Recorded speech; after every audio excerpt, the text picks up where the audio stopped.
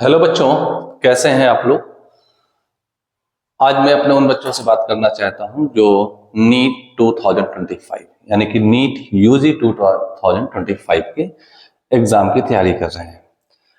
जैसा कि आप तब तक खबर पहुंच गई होगी कि एनटीए ने मींस नेशनल टेस्टिंग एजेंसी ने अपनी नोटिस पब्लिक नोटिस जारी करके आपको एग्जामिनेशन पैटर्न एंड ड्यूरेशन के बारे में अपडेट कराया है। तो मैंने सोचा चलिए मैं भी इस पे आपसे बात करता हूं। तो जैसा कि आप देख पा रहे हैं, clarification on question paper and examination duration for NEET 2025। तो अगर मैं इसकी बात करूं तो मेनली हम लोग इस पॉइंट पे बात कर लेते हैं। There will be total 180 compulsory questions, 45 in each physics and chemistry and 90 in biology. तो आप देख पा रहे हैं कि 180 क्वेश्चन जो है वो कंपल्सरी है। पहले आपको अगर इसके पता हो तो पहले 200 क्वेश्चंस आया करते थे, 50 into 4, physics chemistry zoology and botany, total 200 questions हुआ करते थे। अब 50 का डिवीजन कैसे होता था, 40 आपके पास कंपल्सरी होते थे प्लस 10, इस 10 में आपको सिर्फ 5 करने हुआ करते थे, यानी करने 45 ही थे आपको। ठीक है, तो ये आपके पास जो 5 की चॉइस थी, 10 क्वेश्चन 5 करने हुआ करते, तो चॉइस आपके पास खत्म कर दी गई। अब 45 मतलब 45 क्वेश्चंस आपको करने हैं each of subject. It means पूरे पेपर में 180 क्वेश्चन दिए जाएंगे और आपको 180 क्वेश्चंस पूरे करने ही करने हैं। अब बात करते हैं टाइमिंग की। तो टाइमिंग की बात अगर मैं कर लूं तो टाइमिंग को अगर आप देखें तो यहां पर टाइमिंग लिखी हुई है, this one which will be attempted by the candidate in 180 minutes. ये 180 मिनट्स यानी कि अब आपके पास पहले जो टाइमिंग मिला करती थी वो होती थी 200 क्वेश्चंस तो 200 मिनट्स, लेकिन क्वेश्चन 200 नहीं करने, क्वेश्चन 180 तब भी करने होते थे। लेकिन अब आपके पास क्वेश्चन अभी भी 180 होंगे और टाइम आपके पास 180 मिनट ही है, यानी फिक्स हो गया 1 मिनट फॉर इस क्वेश्चन। तो चलिए पैटर्न आपके पास क्लियर कर दिया एनटीए ने। अब आप चॉइस का जो ऑप्शन था वो खत्म हो चुका है।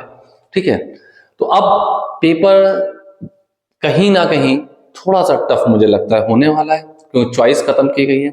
और एनटीए ने यह भी क्लियर किया कि ये सारे चॉइस कब दिए जा रहे थे, ड्यू टू कोविड-19 टेम्परेरी ये आपके पास ऑप्शन दिया गया था क्योंकि कोविड-19 पेंडेमिक चल रहा था।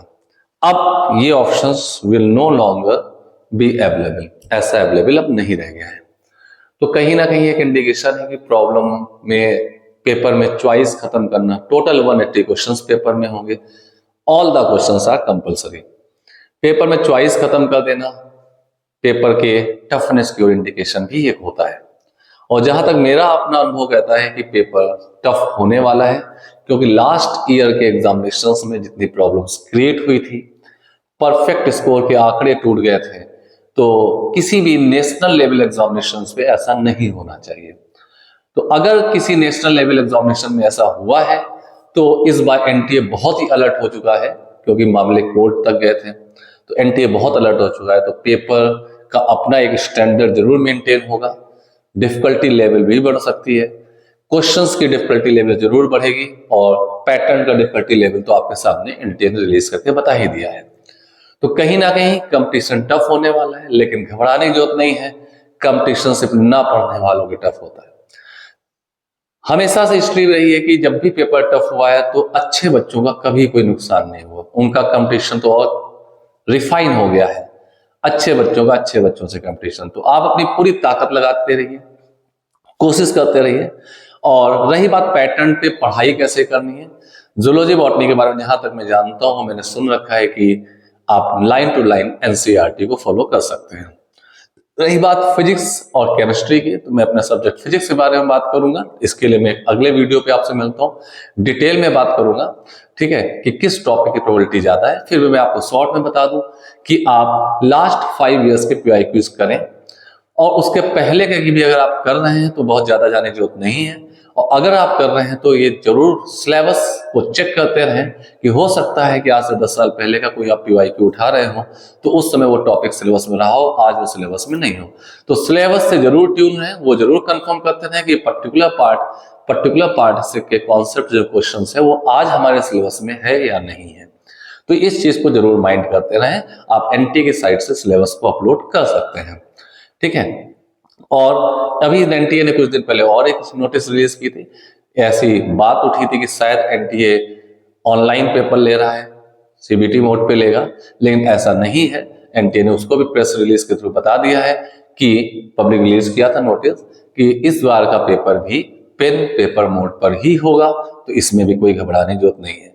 It means you are all clear about the pattern, mode of test paper and syllabus, number of questions, timing, सारी चीजों से आप क्लियर हैं। अब अनक्लियर है क्वेश्चंस क्या होंगे, तो वो अनप्रिडिक्टेबल होता है। आप कोशिश करिए, अच्छी मेहनत करिए, प्रयास करिए और इस कंपटीशन के बाद टफ कंपटीशन पे अपने आप को प्रूफ करिए, ठीक है। तो चलते हैं, मिलते हैं नेक्स्ट वीडियो में आपसे और बात करते हैं कंप्लीट पैटर्न की, पेपर को सॉल्विंग स्ट्रेटजी की, क्या क्या होनी चाहिए लास्ट 5 इयर्स के एनालिसिस के साथ, 5 to 10 इयर्स एनालिसिस, किस टॉपिक का वेटेज ज्यादा है, किसका कम है।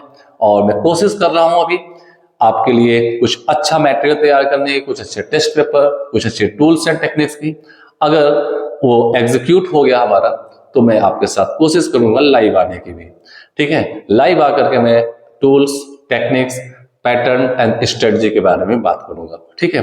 तो चलिए मिलते हैं नेक्स्ट वीडियो में आपके साथ, तब तक आप अपनी मेहनत करते रहें, keep on watching, stay tuned and hard working.